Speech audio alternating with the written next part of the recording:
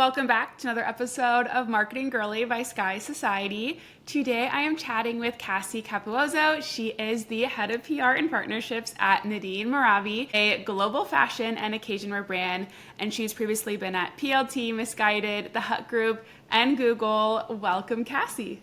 Thank you. Lovely to be here.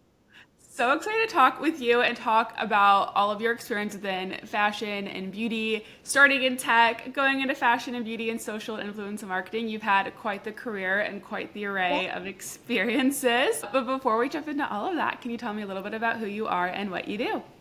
Yeah, absolutely. So I have been in the industry for nearly 10 years, specializing specifically in talent and PR management. As kind of you mentioned, Natalie, I have worked at like loads of different businesses, like startups right up to like huge corporations. And yeah, I've learned a lot along the way. So I hope I can kind of give people some ideas and a little bit of kind of confidence that if you are looking to get into the industry, it is the best thing you will ever do. Excited. Perfect. Okay, so let's start with where you are now at Nadine Merabi. Can you tell me a little bit about what you do there as head of PR and partnerships?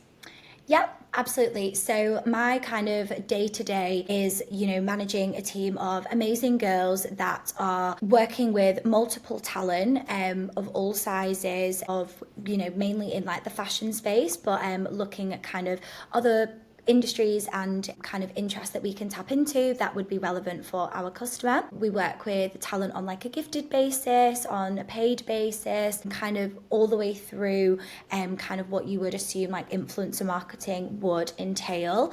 We're very fortunate to work with some amazing creators that deliver beautiful content for us, and we're able to amplify that through our press contacts, as well as kind of working closely with stylists and celebrities for media placements and also kind of red carpet moments and events. Exciting. So you're covering like all aspects of influencer and partnerships in this role. Yeah, absolutely. So it kind of, touches so many parts. Like influence marketing isn't just this, tiny little like area of the internet anymore. Like anyone is an influencer, customers are influencers, and everyone that kind of has an opinion or, a passion for a brand is like, in my eyes, what is considered an influencer. So yeah, it touches on everything from press right through to your kind of micro creators and UGC creators. Exciting. So now you kind of sit in this role where you are leading and overseeing all of influencer marketing, but I'm curious how or why did you kind of want to enter the influencer marketing space? Like what about it excited you? I know there's so many areas in marketing that we can go into. So why did you pick this path? So originally I started off working in social media, and that again was in like the fashion space, and I wanted to kind of get into that because I had such a passion for kind of being online and following my favorite influencers and seeing the content that brands would create. It's like kind of the digital like artwork that we kind of see now that we didn't like when we were kids. So it's really nice to kind of grow up with that and like be a part of it.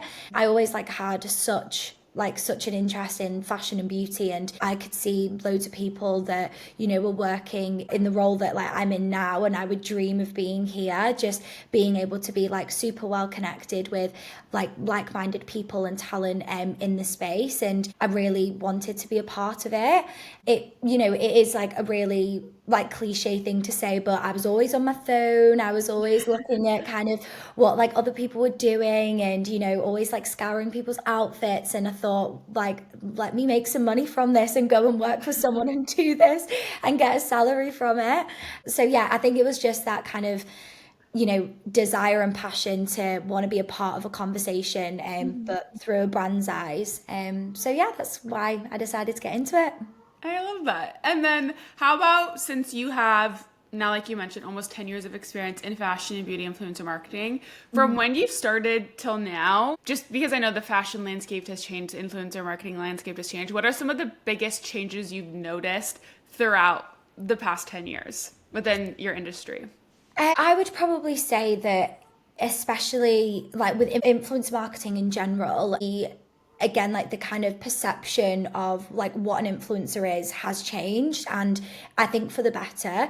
It was, you know, kind of way back when influencer marketing, or, you know, before that, like PR was very much a case of, you know, celebrities and like really kind of high profile people. And we, as, you know, a generation, decided to kind of come forth and be like, do you know what, like I can be an influencer, I'm relatable, and, you know, build that community online. And I think that's the biggest change that I personally think is like for the better. And it's, you know, created so much opportunity for people to, you know, kind of be their own like managers, be their own boss, like be able to create what they want to create. And I think that we never really had that before. It was always kind of like looking through magazines and seeing like what like actresses were wearing, or, you know, what kind of designers were bringing out. But now it's kind of opened up the opportunity to kind of everyone, and I think that's really lovely, because, you know, it is such a creative field that, you know, someone posting a video is like the same as like someone creating art. Like it's, you know, what's personal to them, and it is like what makes them happy, and it's, you know, their skill and their hobby. So yeah, I think that's kind of like the biggest thing on like the influencer front. In terms of like with fashion, I think again that like being able to like embrace whatever aspect of fashion it is that you like is super important. There are trends and people follow them, but there's also like everyone's individual unique creativeness with that too, which it's so lovely because, you know, you couldn't find any brand that suits you personally. It might not be my taste, but you will find anything for everyone, and I think that's also really lovely too.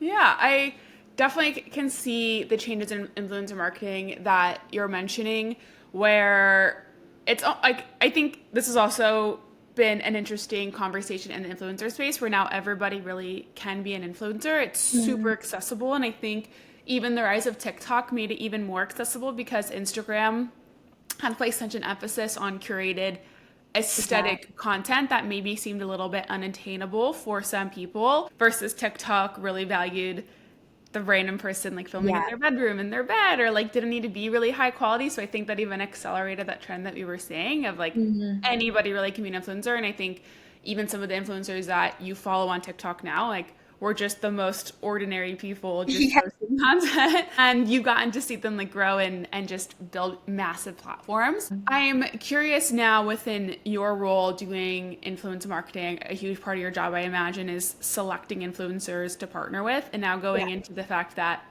everybody can be an influencer. There's also more influencers than ever. Yes. So what kind of goes into making decisions around picking influencers to partner with?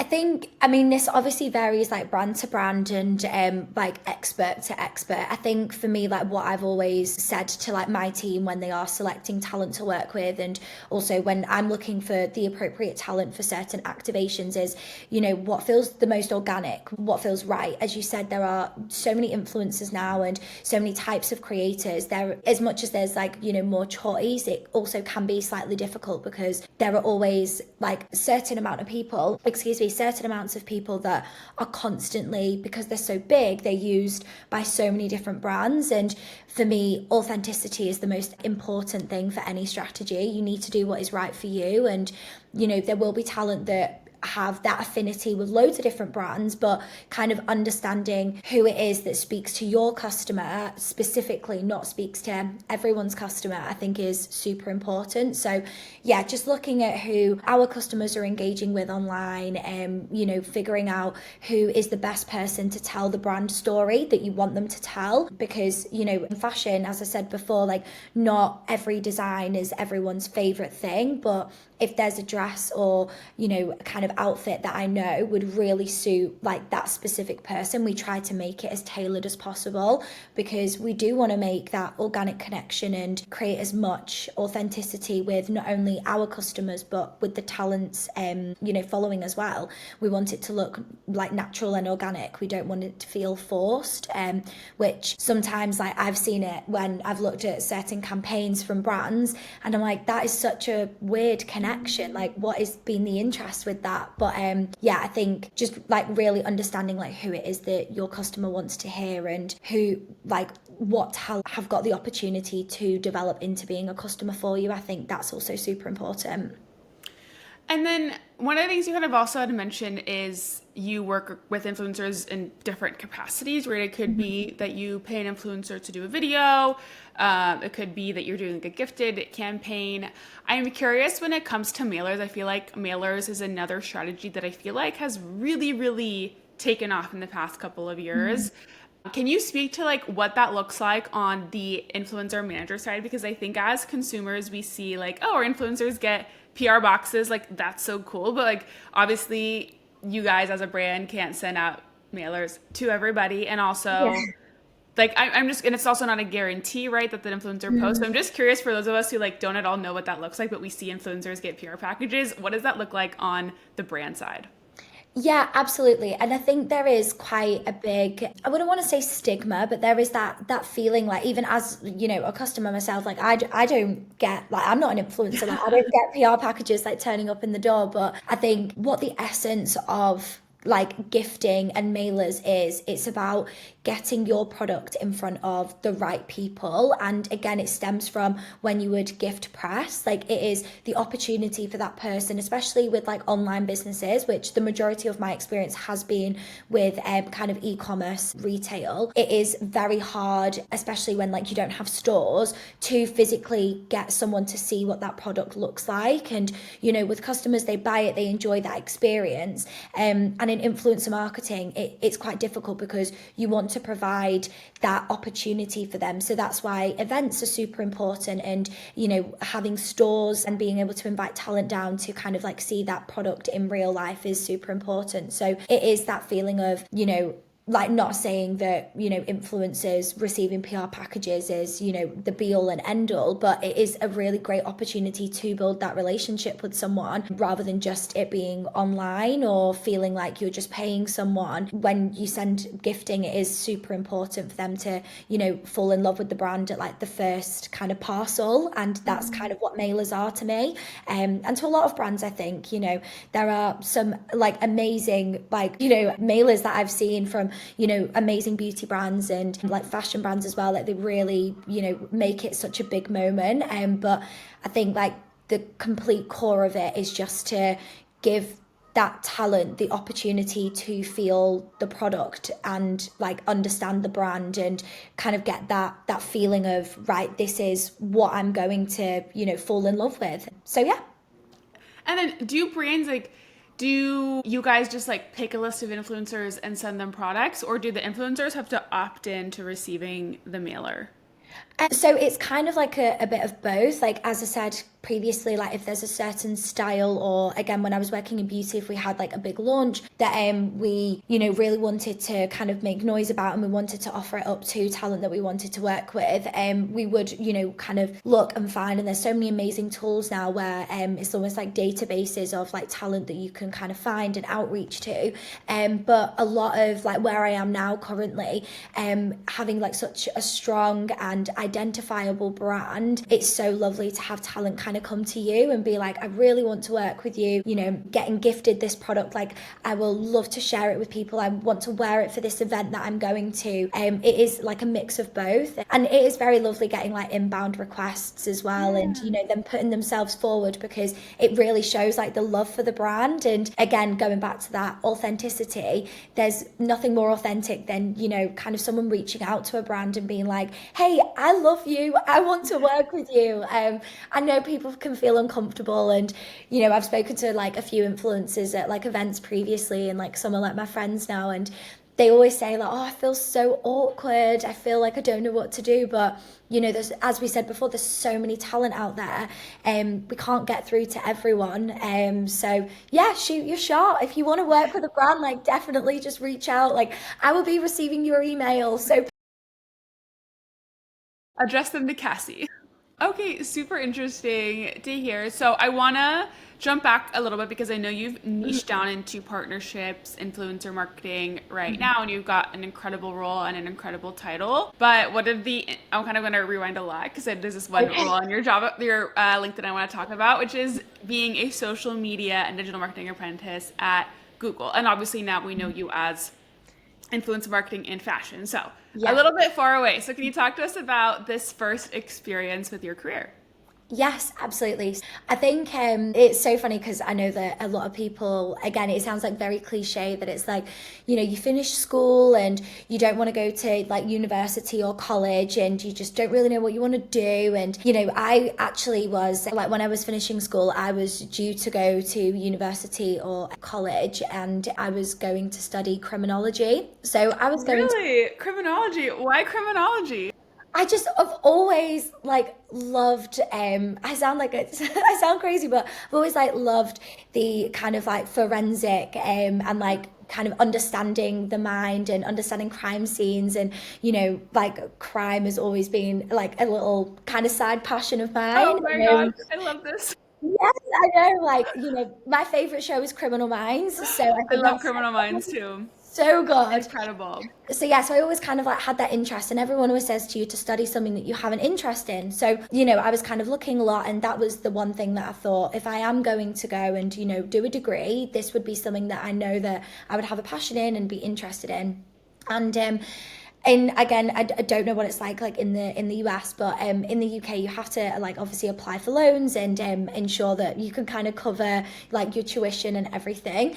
And as I was like online one evening applying for my tuition for university, I had like an ad pop up on the screen on the side, and it just said like, looking for digital marketing apprentices, and I thought, oh, do you know what, I'll have a little look. And it was like a recruitment agency that were trying to find people in the kind of tech field. So a lot of the kind of jobs that they were advertising were very much like coding or like web development, which that is not kind of where my skills lie. I will not lie to you. And yeah, I ended up just deciding that I saw this digital marketing kind of role, decided to go for it, and I thought, do you know what, like what could go wrong? So ended up going into like the tech space, which was amazing. I was at Google at the time that they launched the Google Pixel. So as much as like tech never felt like my interest, I really kind of then all of a sudden fell in love with like the opportunity to work for such an incredible company like Google, and then kind of dip my toe into marketing.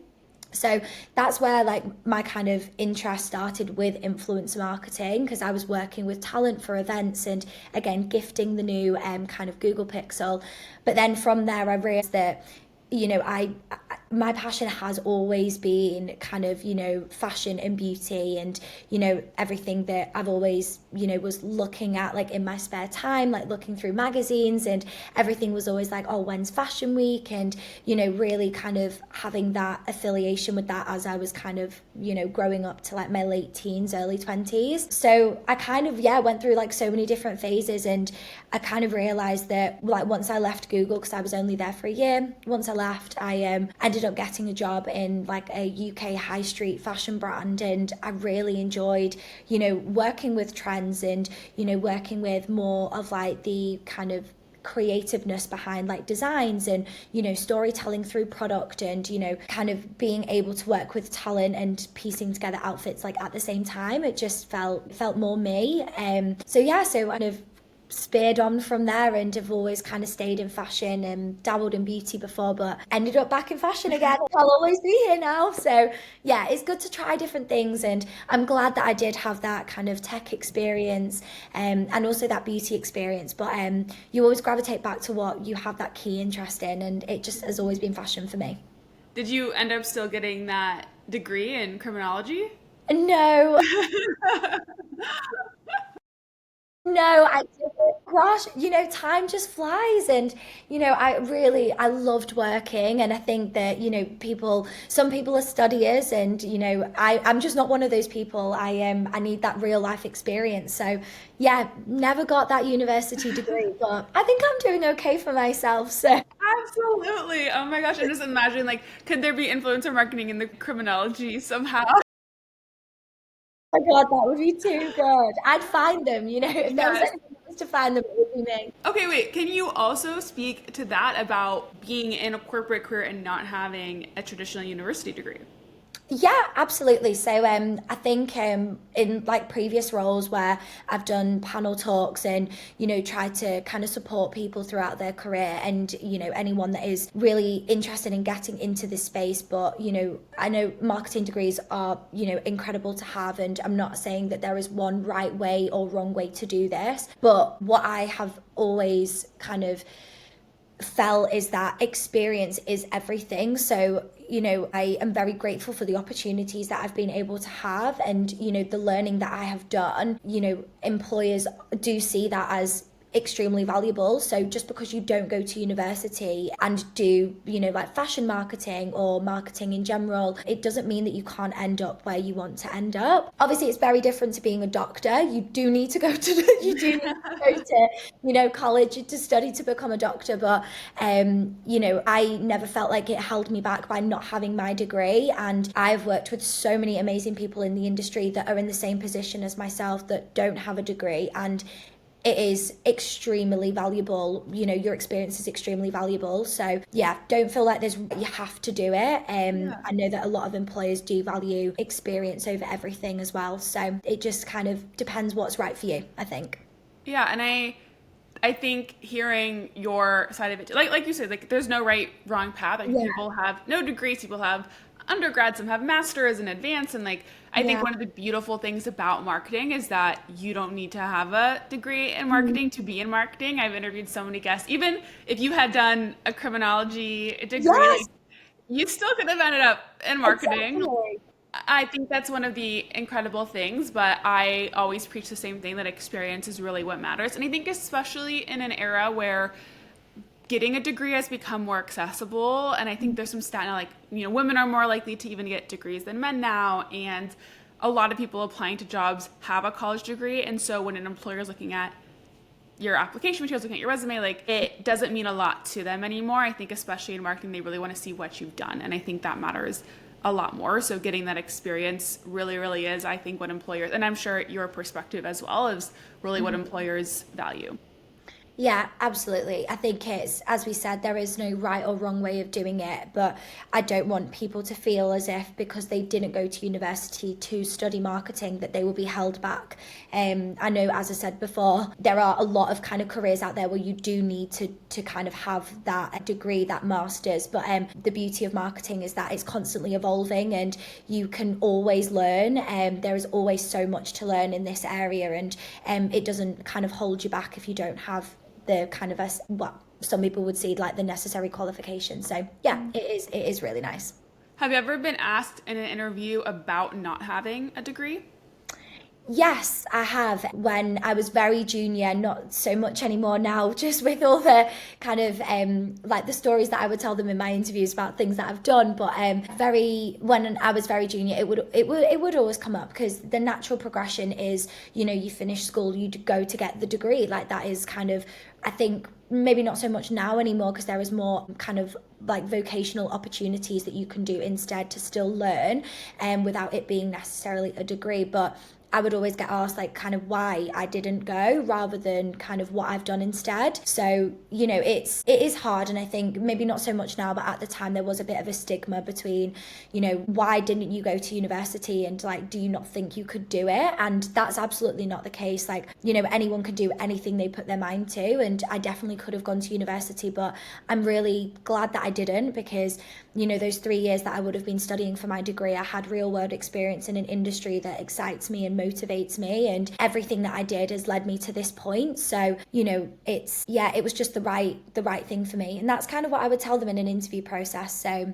yeah, I'm always kind of open-minded with things, but yeah, I would hope that like employers nowadays are as well. Yeah, and what you said too is like after a certain point, people stop asking about your degree. I always think the same thing of like when I was in college, I cared a lot about my grades for a little bit until the professor told me like when you start applying to jobs, nobody's gonna ask you what your GPA is, and that like totally changed my perspective. But like everyone stresses, like if you are in school now, you are stressing about getting the best possible grades you can because like that's what you're supposed to do. But then in the real world is like no one honestly really cares. It's specifically within marketing. Again, other industries are different, all Yeah. that stuff matters. But like talking about marketing, usually doesn't. Maybe like, I think it can help you, like if you were Yes, of amazing course. and you have something really high, but for my girlies that are having like GPAs that are lower, I'm just like, it doesn't matter, just like leave it off. Like Yeah. no one's going to ask for it, and no one ever does ask for it as well No. either. Um, And I do think that that is super important as well, that it kind of goes back to what you're saying, that you put so much pressure on yourself to kind of deliver on a qualification. And I just feel as though, you know, if I had someone come to me and, you know, were interviewing and they had a degree and 5 years experience, or they didn't have a degree and 5 years experience, that would not really change anything for me. But I am, you know, like a young person in management, so I appreciate that maybe I would be slightly different to someone else that kind of still would like to see that. Kind of people look at degrees as like work ethic and things like that, but for me, like real life experience, and in my team, I just want like that dedication to kind of the industry and the channel that you're running. So, you know, it really varies person to person, but for me personally, it really doesn't matter. And I would like to tell anyone that is stressing, please don't worry about it. It's not the end of the world, I yeah. promise you. Yeah, I think that's hopefully really good to hear. And Advice. then I think I wish, because I think people don't believe, like people tell you that, but then you're like, no, like of course it matters, or like of course my like grades matter, but Yeah. generally, like, not that you should just like slack off in school, like not good. Yeah, no, we're That's not. not the advice. Yeah, that's bad advice. No, work hard. Whatever you do, work hard. Work That's hard, but just be kinder to yourself and put yeah, less pressure on those types of things, I think is yeah. the key takeaway here. But Cassie, I know you kind of quickly just mentioned there that you are a younger manager, and obviously I'm sure skipping university allowed you to progress in your career a little bit faster. Yeah. And I know a huge part of my story in starting Sky Society was really feeling that because of my age, there were certain opportunities that I felt like were harder to get, or just certain things I felt like the way that I looked, or just being young or looking young, made it more difficult for me in certain situations. So, what has your experience been like in your career, probably being maybe younger than some of the other people in similar positions to you because you got a head start on your career, and how have you kind of navigated some of those challenges?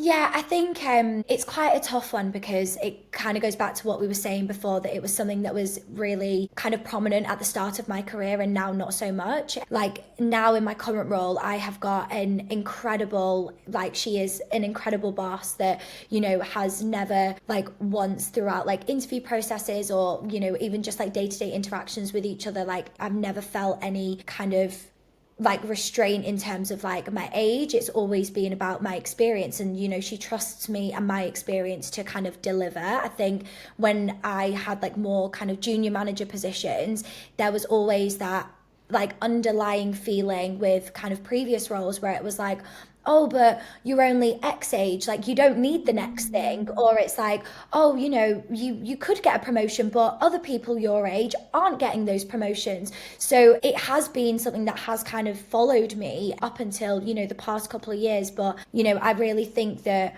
you know, when you have like the right mentor and the right person behind you, unfortunately you can't change how some people perceive you by being young, and you can only show what it is that you know and the experience that you have.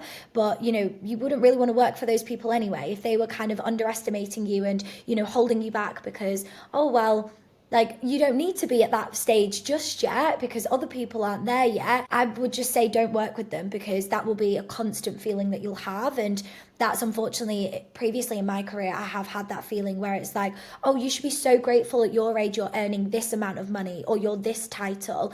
And it's like, no, I know in myself that I'm better than this, I can do more. So it's got nothing to do with comparing my age to other people. It's to do with the fact that I have got the qualifications in order to deliver a much higher level job, and I'm being held back for that. So it's never as direct as that, but as I said, you know, with the role that I'm currently in now, given the responsibility to, you know, head up my own team and manage some really big projects for like a very exciting business, it's due to kind of my experience, but also the trust that my, you know, my boss has in me to deliver what needs to be done, because she's aware of my skills. And it's, you know, it is really hard to overcome those feelings, but you will just keep believing in yourself and pushing yourself to know that you are qualified.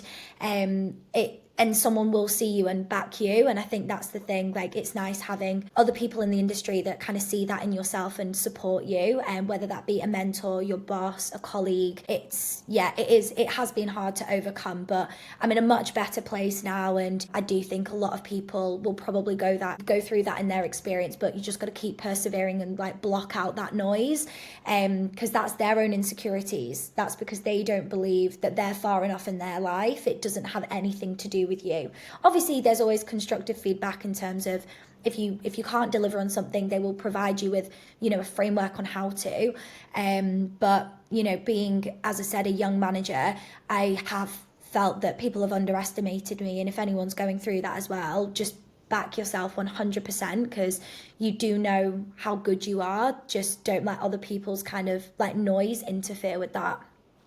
Yeah, I think the part you kind of touched on too about having people underestimate you, also because they're comparing you to other people your age, is like the absolute worst thing ever and the worst feeling, because it's like, why does my success or my goals or my ambitions have to be tied to like somebody else? Just yeah, like it doesn't matter what, it doesn't matter what they're doing, other people my age are doing. Like it should matter about me and my results and what I've proven and what I've done. And now kind of hearing where you are at your current role and having a boss that is really supportive, I think having somebody that's above you or a mentor or a boss in any role that gives you that support and backs you and makes you feel confident is so invaluable and so important to your success as an employee. Like if you want to grow and you want to move far, having a boss that advocates for you is so important. So if you find yourself in a position where maybe your boss is kind of telling you like, well, for your age, like you're good where you're at, then that's not somebody that's going to advance your career for you. Exactly. No, I totally agree. And it's hard because sometimes, you know, people's own personal feelings get in the way of that. But if you ever feel that something doesn't feel right, like it, chances are it isn't. So it's probably time to start looking for another mentor. Yes, the hard truth, but I think so crucial for your growth. I really do think that if you want to grow fast in your career, there's a lot that goes into it, but having a boss that advocates for you and being in a role where you can grow is so important. Yeah. Okay, Cassie. So going back to your role now, you're working in fashion, but more so at a fashion brand that is a bit more elevated than some of the other brands you worked for in terms of like price point and quality, just like a different space in the fashion industry. Can you talk about maybe what or if any differences are working within that space in influencer marketing? Like, is it the same influencers that you work with? Do the deals look the same? What are kind of been the changes that you've seen? Yeah, sure. So the deals are like totally different. The talent is totally different. Again, going back to kind of at the start when we were talking about like the different areas of fashion, like there is, you know, so many different tiers, so many different kind of price points, so many different kind of designs and styles that all adapt to completely different people. So, you know, working in kind of like fast fashion was very much a case of just, you know, the talent that we would work with, again, amazing, great talent, but the kind of more affordable price point that we had, we needed to ensure that we were working with people that, you know, were still designing or creating the outfits that, you know, provided that aspirational look that gave people the kind of inspiration of like what to wear and where to wear it to and when to wear it, and like very trend focused, fast moving. But kind of with where I am now, it's given that it is, you know, a much higher price point, it is something that with the talent that you're working with, like you need to make sure that you're tapping into the right audiences. So working with kind of, you know, much more kind of high profile talent that are in the space of like providing that kind of luxury experience, that's where the kind of spaces for us now. It's we're not kind of being catch-all and working with as many people as we can, as much as we would love to. We are very more tailored in terms of our approach, and you know the deals are, you know, more personal and everything's like more unique in what we do and when we do it, because each product that we launch is more considered. Whereas working in fast fashion, it was very trend led and, you know, a very quick turnaround, so there was always something for everyone. Whereas kind of where I am now, the designs and the styles are, you know, more kind of curated in a way to suit those like kind of luxury talent that will also be able to kind of communicate a high price point to their following and it not be strange. It's almost really difficult sometimes when a lot of talent that I've worked with in the past, you know, are kind of, when they've been put almost like in a little box of like, this is the kind of industry that I work in, this is the price point that I do. If you were to kind of layer on an expensive price point on top of that, customers would be like, this is a bit strange, like we don't normally shop this kind of level of cost. So the talent pool is always very different. Sometimes there is overlap like where necessary, but yeah, it is very different from kind of like previous roles that I've been in. But you know, the kind of experience that you provide in any brand, regardless of like your price point or who you're working with, I do believe should stay the same. Like you're still dedicating that, you know, kind of customer service to that influencer, regardless whether you're kind of selling a £5 product or, you know, a £500 product. It should always be the same way that you kind of address your talent, and kind of professionalism behind that should always kind of remain constant. Yeah, I think listening to, or when you're seeing certain influencers, I feel like I can even tell influencers that have a specific niche, and you can just see by the brands that partner with them. And I know earlier we were talking about like New York influencers, but there are New York influencers that come to mind for luxury. Like, I don't know if you know, like Audrey Peters or Kate Yes. Barnett are like girls that are getting these like Gucci partnerships or David Yurman partnerships, Yes. these like really luxury brands, but you're not seeing that on maybe other influencers in New York, even though they both may be fashion influencer girlies. They're getting totally different types of partnerships that suit their content and their audience. Yeah, absolutely. Yeah, so interesting to kind of see. And that also, I'm sure, is fun for you to get to work in different types of deals or work with different influencers. I can imagine that's kind of fun to take that leap.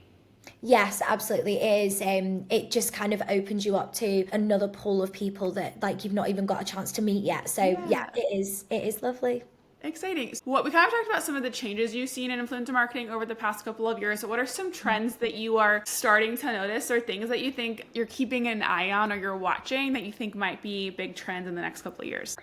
Yeah, for sure. I think, you know, it's already kind of like a trend and TikTok has really taken off with it, but that really raw content, you know, talent of, you know, any kind of sizing and following or engagement rate or, you know, even like niches that they're in, just really building that community around them and being open and honest with them. I think that's, you know, a beautiful trend that I would like to see continue to grow. And, you know, there's a lot of kind of influencers now that are building their own brands, and it's a really great foundation because you have built almost like your customer base because they trust you and they value you. So that really kind of authentic and vulnerable content and being open and honest with your following is something that I find amazing through influencer marketing at the moment, because you can really tell when things feel really forced, or, you know, certain deals feel like very scripted. It's nice to be able to see us kind of move away from that, like less briefing and more kind of like organic partnerships and genuine love for brands from talent.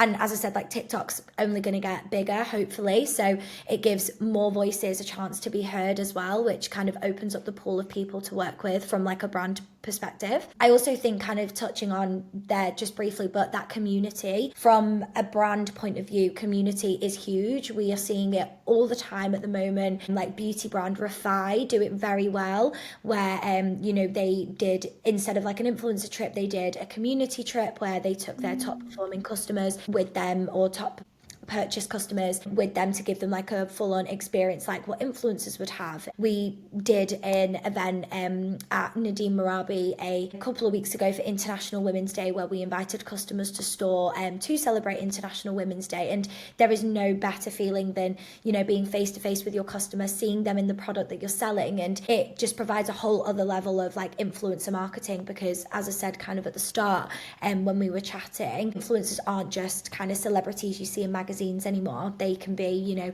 your friend, or you like a person that you see online, can be a macro creator, a micro creator, a customer.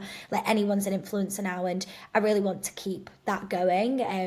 Another thing that I think would be kind of like a really big one that's going to come up, it has been a thing in the past, but I think it's kind of making a comeback, is in like the influencer space, like that kind of staff influencer. So, you know, employees of the company Yes. being, you know, the biggest advocate for the brand. Like I love the companies that I work in, and, you know, I am always going to talk about how great it is. I'm always going to find the opportunity to, you know, buy a product and, you know, wear it to an event. So having that come back, I think would be the next big thing. You know, yeah, customers and staff, I think they're going to be our next influencers. Yes, I actually love that you mentioned that. And I think those are honestly two areas that I'm personally most excited about.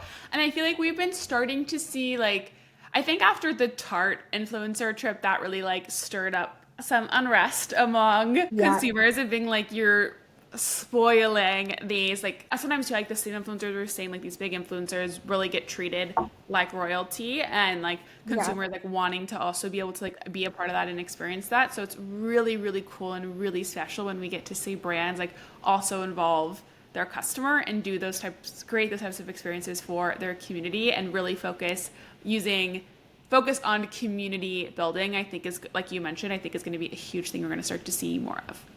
Yeah, absolutely. Yeah. And then also the employee content I am Yeah. living for. So I fun. love I also it. think it's been so cool because brands that you may be like, what can they post on social? Like they may not have a ton of stuff like to be able to post on social. They may not be like a beauty brand that gets to like always do like have fun product that gets to post on social. We get to see like brands from like other industries like be really creative Yeah. with social. And I think Anthropologie, I'm not sure if you've seen them, they've done a really great job with their employee content as well as like taking you behind the scenes of like what it looks like in different roles. I just think it's so fun. Yeah, absolutely. And similar to kind of what we're doing now as well, I've always found that because I'm in the industry, I love to see like what my job is in other companies. So Yeah. seeing like who would be the equivalent of me, what their day looks like, I'm like, oh my God, like show me everything. So that's like another way as well that, you know, if you're like a recruitment company, or you know, you are potentially working in, I don't know, like a profession that, as you said, might not have like a product that you can talk about or share about, but just like showing like the day in your life, I just think is such a great way to kind of provide that like brand transparency. And it also builds a really strong relationship with your customer because they can really trust you a bit more because they see what it is that you're doing and how it kind of executes. And I always like looking at kind of those like corporate girls that work in like law firms or, you know, like finance firms, and seeing like what they do in a day. Obviously they can't disclose what they do as much as like I can with my job, but you know, seeing the hard work that they put into it, it just kind of builds that trust, I think, with like customers as well. So yeah, I just love it. I love it. I think too, because a brand is like not always as personal like a human. Like when you put like an employee face, it's like that's way more relatable than just like a brand in general. So Yeah. going back to also like authenticity, I think that absolutely contributes to that larger point. Yeah. Okay, Cassie. Well, we have gone through so many different topics in influencer marketing. I love that we've touched on so much. Do you have any other advice you want to share with marketing girlies? I would probably say that obviously we've touched a lot on this about kind of experience and, you know, brands to work with and kind of top tips for, you know, how, you know, I kind of manage my team and everything. But it's one of those industries that because it's constantly changing, like you will learn so much more outside of what I've said or what you read or anything. Like the best way to kind of attack this industry head on is just to be in it, like fail constantly because you'll just keep learning. But yeah, I kind of wish someone said that to me, because sometimes you feel like, especially with marketing and the kind of environment that it is, it's like everything's polished and beautiful and, you know, everything's always right. You know, there are bad days as well as good days. You will make mistakes, but just like keep going with it, because this industry is so fast paced that like you don't want to miss a second of it. But yeah, that's everything. Amazing. Well, Cassie, thank you so much for coming on Marketing Girly. It has been an absolute pleasure chatting with you today. It's been great. Thank you.